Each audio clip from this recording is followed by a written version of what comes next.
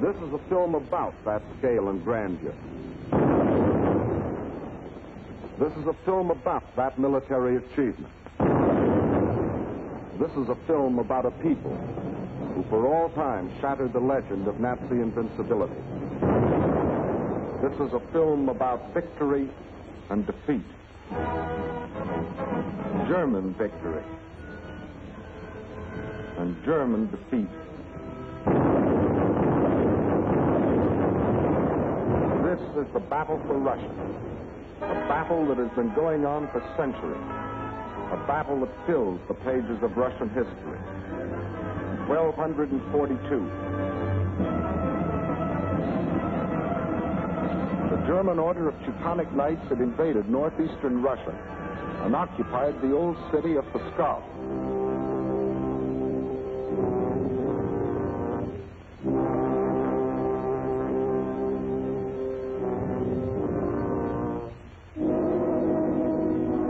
Under the leadership of their Grand Master, von Bock, they threatened to enslave the whole population of that area, including the capital, Novgorod.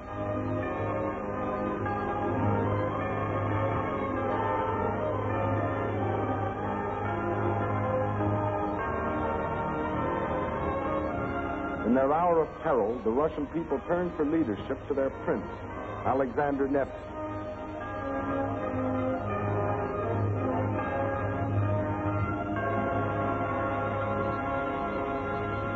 And on April the 5th, 1242, on Lake Tapen, the Russians met the might of the German forces.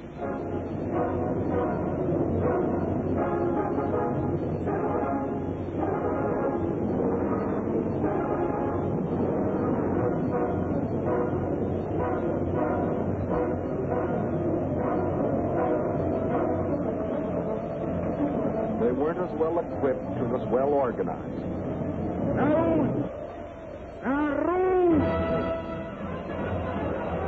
But in their hearts was a flaming courage, a flame so fierce that it pierced the German army.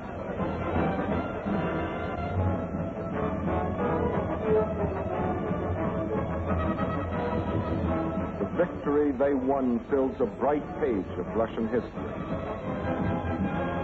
1704, and another conquering army marched across Russian land. This time under Charles XII of Sweden, and again the Russians fought for their country.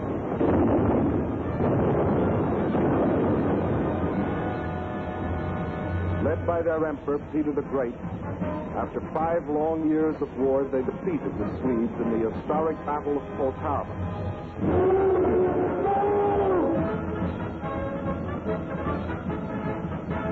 The invading Swedish armies were crushed and forever driven out of Russia. 1812. Napoleon and his armies had blazed their triumphant way across Europe and were marching on Moscow. The conquering armies entered the city, but they entered a city in flames. Even in that day, Russian earth was scorched earth to an invader. And once again, the invader was forced to start the long march on the road back out of Russia. 1914, and another German army, this time under Kaiser Wilhelm, set out to conquer Russia.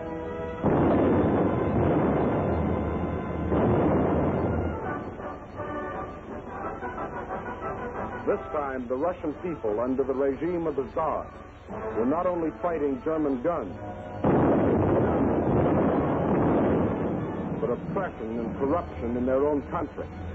And only the ultimate collapse of Imperial Germany saved Russia from losing the Ukraine and the Crimea, which the Germans had occupied in 1918.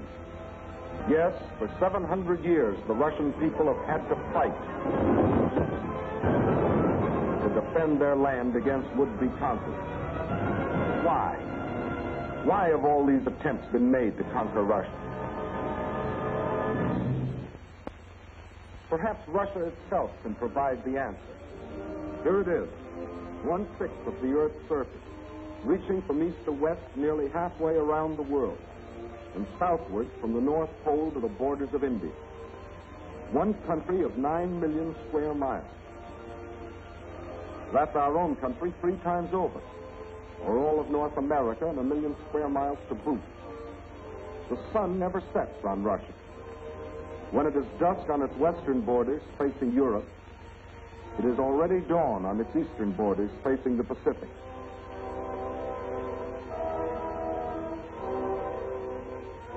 That's Russia, or to be correct, the Union of Soviet Socialist Republics. Deep in its mountains lie thick, rich veins of gold and silver. Below ground lie enormous deposits of copper, tin, manganese and nickel, chromium and radium, sulfur and magnesium. Russia is rich in raw materials. Her forests cover millions upon millions of acres. 1/4 of all the lumber reserve in the world belongs to Russia. And as for fuel, there's coal, ton upon ton. And more important, there's also oil. 213 million barrels a year of it.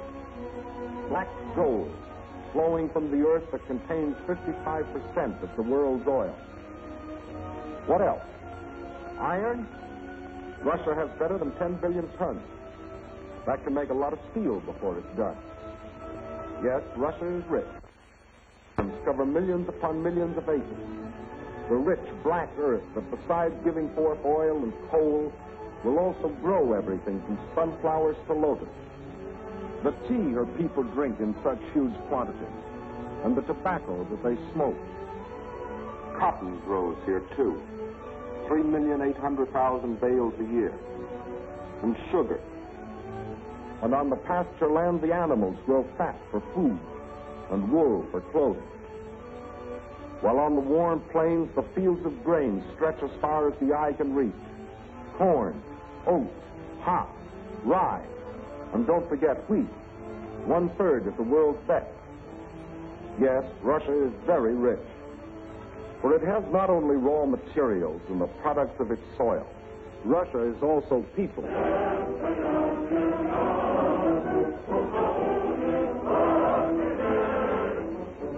193 million people.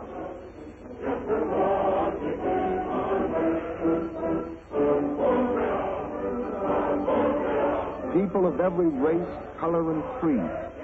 People coming from the many different republics that comprise the Soviet Union. People speaking more than 100 different languages, but all citizens of one country.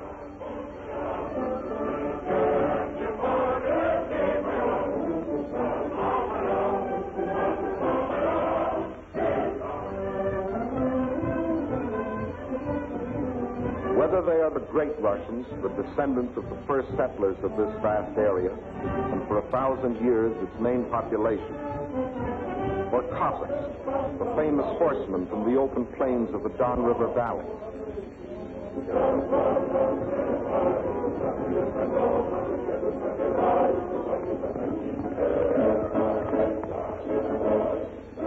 Whether they come from the southwest, the Ukraine,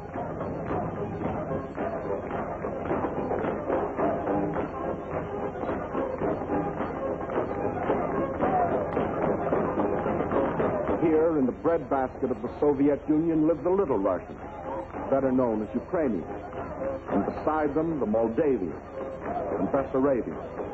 Or if they come from the far south, between the Caspian and Black Seas,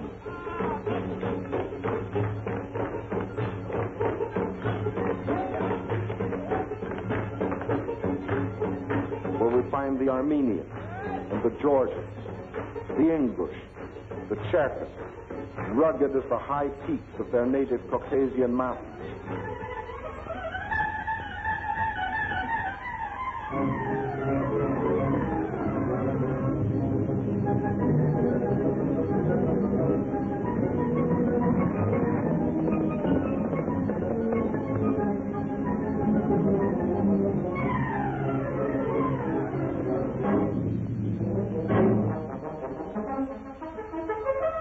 Whether they are Uzbeks, Turkmen, Kyrgyz, from the Persian and Indian frontiers,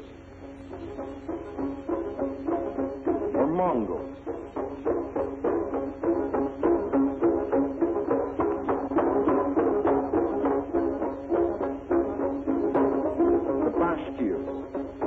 Tatars, the Buryats, the Yakuts from far beyond the Ural Mountains, or the people of the ice country, hunters like the Zambs, or settlers like the Laplanders. Whether they come from the pioneering wilderness of the far north, or from a great city like their capital, Moscow, where the ancient buildings of an ancient civilization stand beside the modern structures of a modern civilization, where the old Russian droshka still competes with a modern limousine.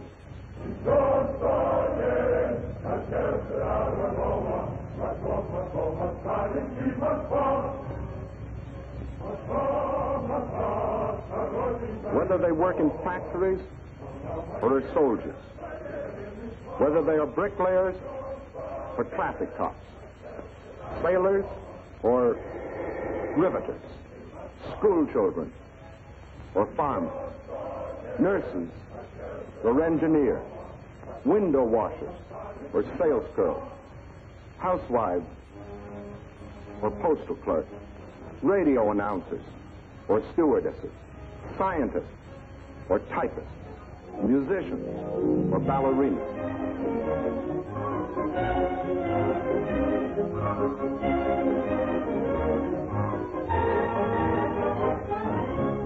Regardless of what they do or where they live, they all have one thing in common: love of their soil.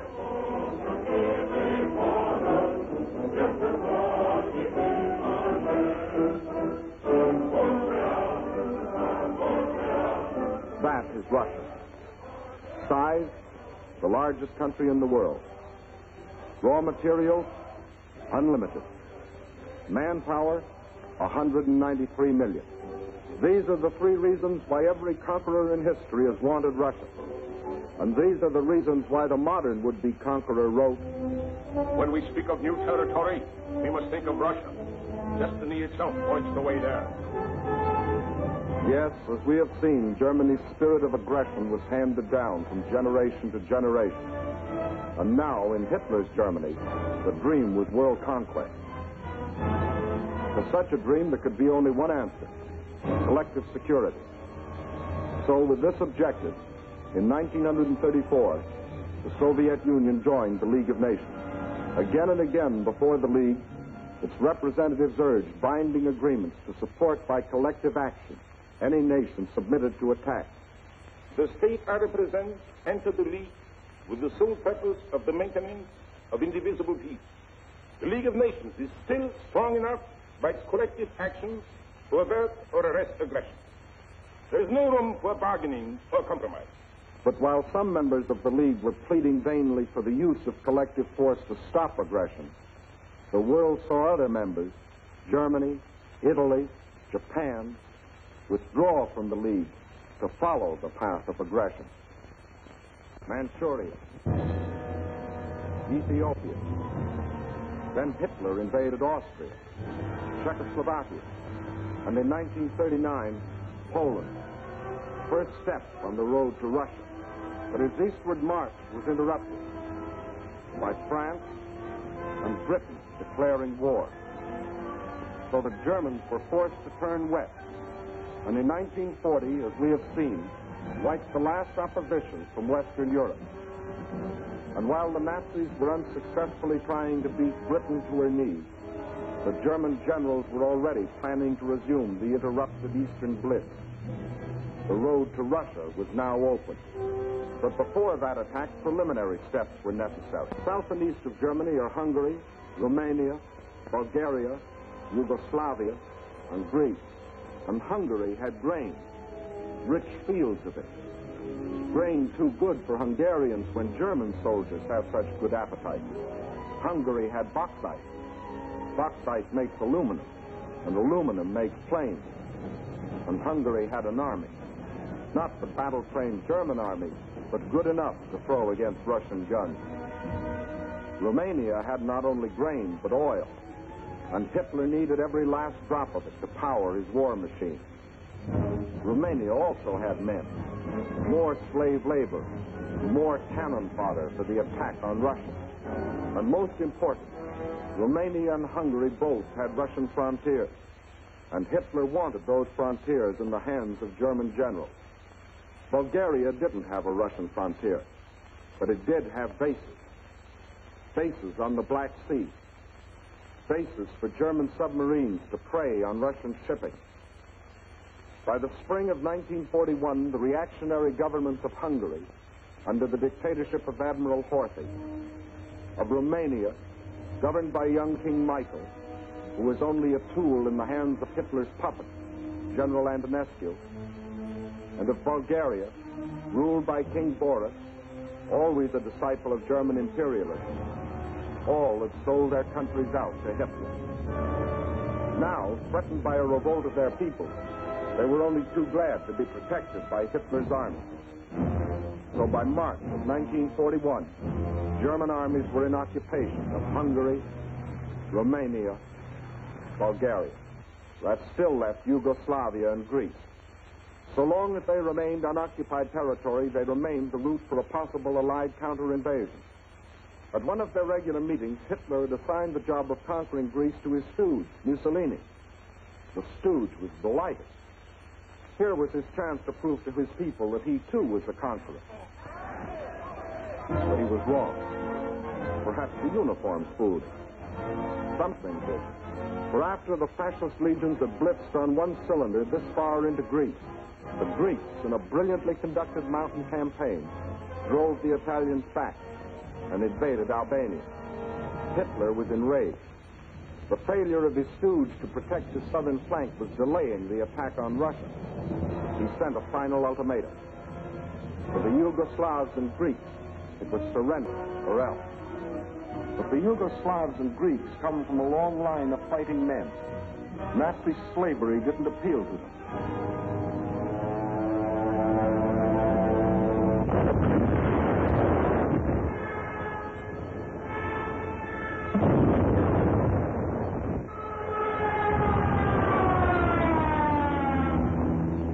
At dawn, on April 6th, German bombs told the Yugoslavians they were at war with Germany.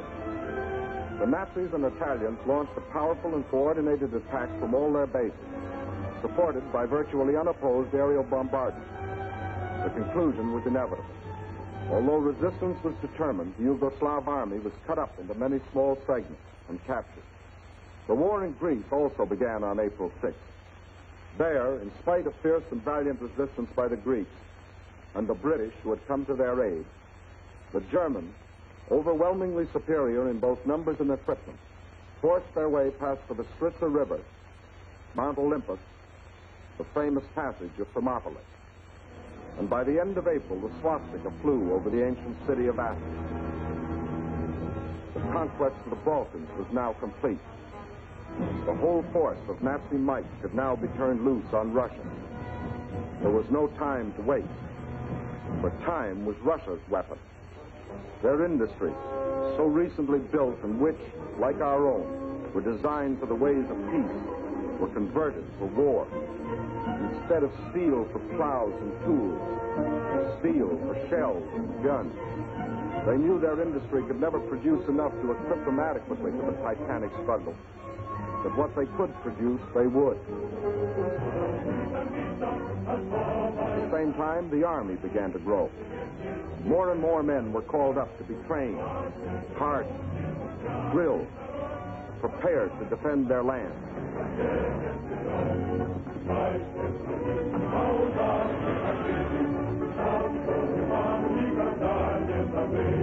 With the conquest of the Balkans, the Nazis had a solid front from the Black Sea to the Baltic, but the Russians had built themselves a buffer to take some of the steam out of the Nazi punch, no matter where it landed. But where would it land? When the blow came, it was from 5 different directions, and from the north, one extra, just for luck. That was the big day. As dawn broke, nearly 200 Axis divisions, more than 2 million men, plunged into a front 2,000 miles long, reaching from the White Sea to the Black. Their aim, the annihilation of the Red Army in a decisive battle on the frontier.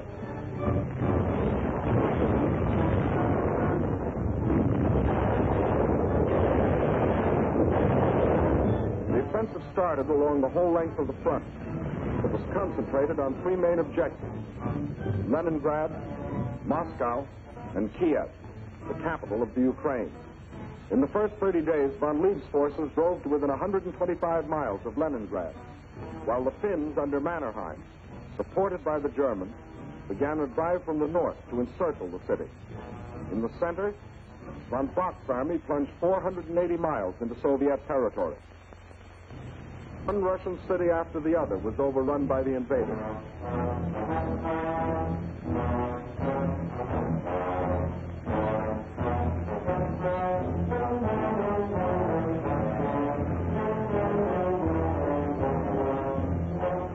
And on July 17th, they captured the first main objective, Smolensk, regarded as the key to Moscow.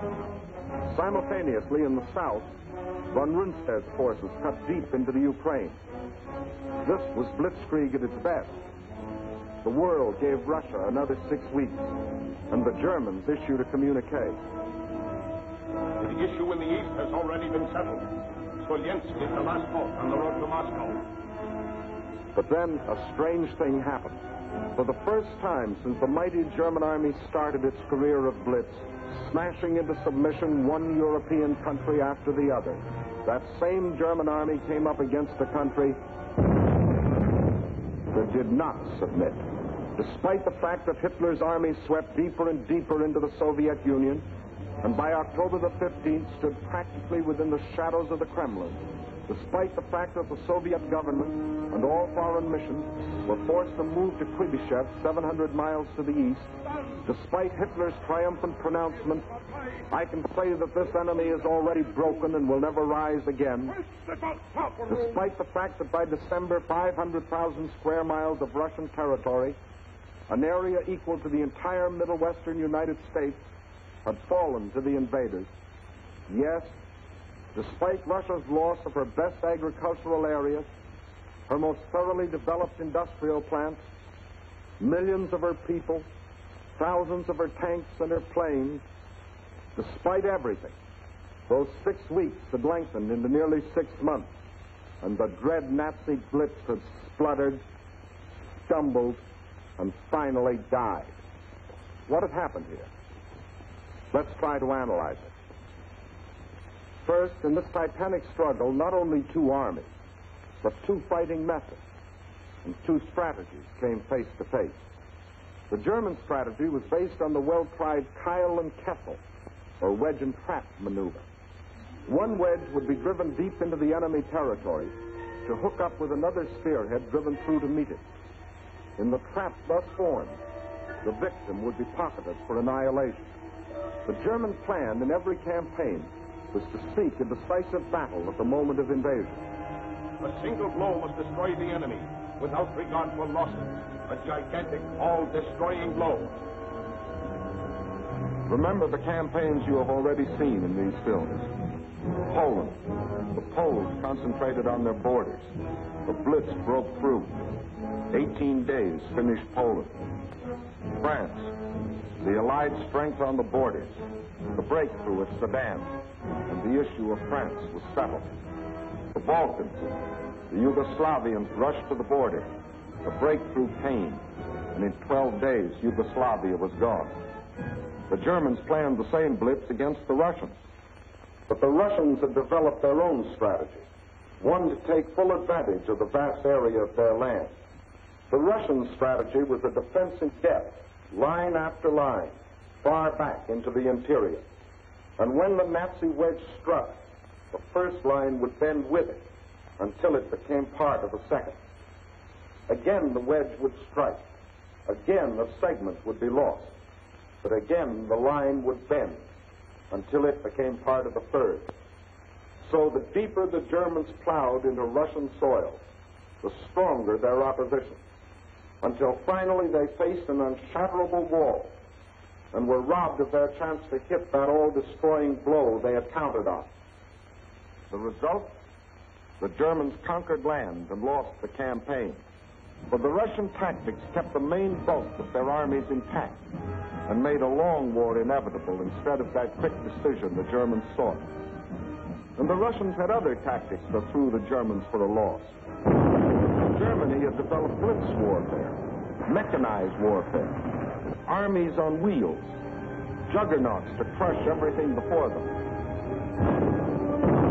But the Russians found a way to drag them out of their traveling fortresses. They used their cities as strongholds and made the blitz come to them down alleys.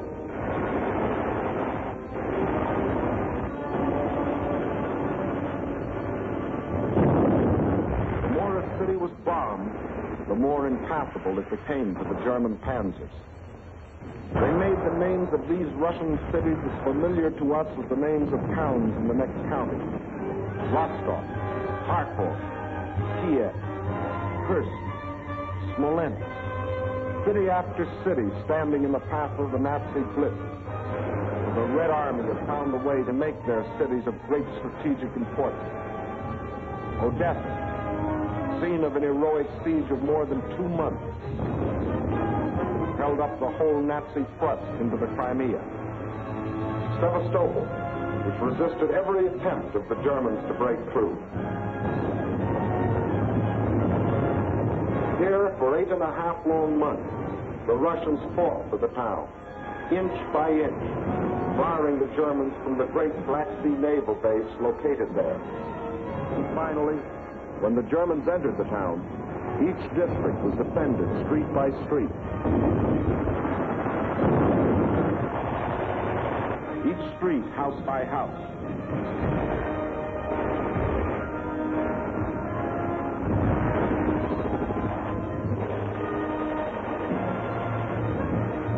Each house, room by room.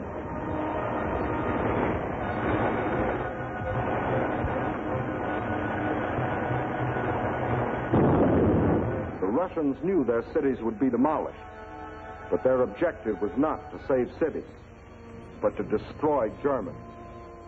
A high price to pay for a copy of Mein Kampf. So the Germans were forced out of their armored shells to fight and to die in the hand-to-hand combat they thought they had abolished. There was another item the Germans had overlooked. They overlooked people. And generals may win campaigns, but people win wars. And on that fatal June 22nd, when the Russian people first learned of the invasion of their country, their grim faces told of their determination to fight and to die, but never to surrender. They knew this wasn't a question of who occupied what piece of land. This was a question of life or death. This war is not an ordinary war. It is the war of the entire Russian people, not only to eliminate the danger hanging over our heads, but to aid all peoples groaning under the yoke of fascism. So the alarm was spread to factory and farm. And from every Russian town and village, men poured forth to answer the call. From now on, one thing mattered and one thing only: victory. Total war meant total mobilization.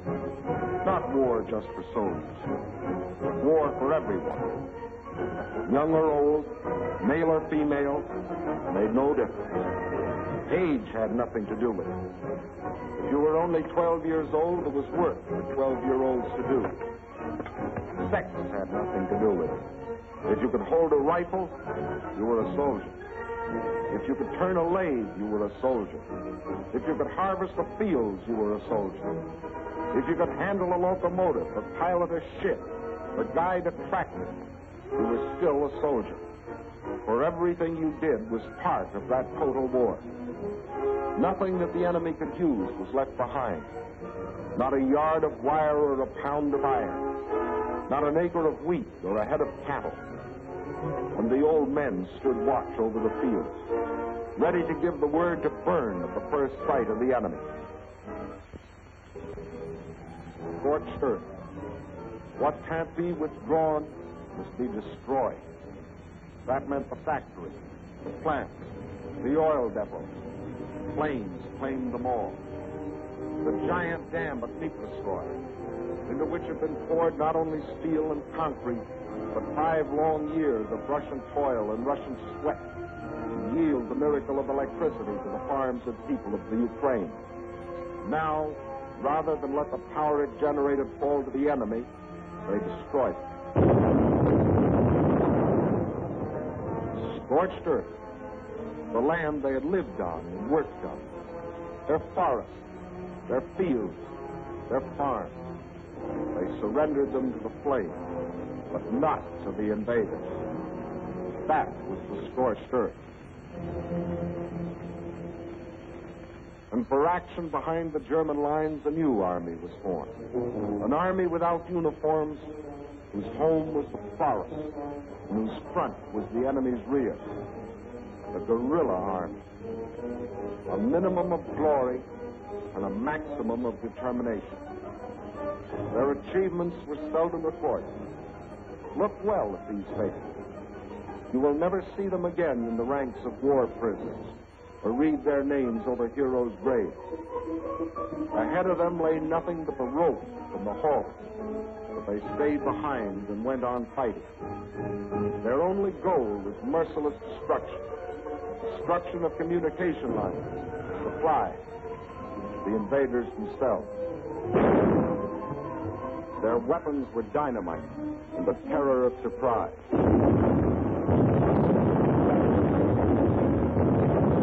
They asked for no mercy, and they gave none.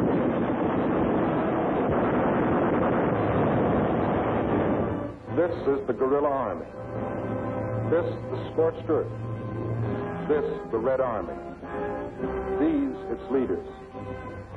These are the reasons why, although the Germans conquered land, 500,000 square miles of it, it was just land, barren land, scorched land. These are the reasons why, after 5.5 months of blitz warfare, after coming within sight of their goal, the Germans were stopped at the very gates of Moscow. These are the reasons why, although Hitler had sworn that before December the swastika would fly from the Kremlin towers, December had come, but it wasn't the swastika that flew over the Russian capital. And it wasn't the Nazi conquerors who marched through the streets of the ancient city, but fresh reserves of the Red Army.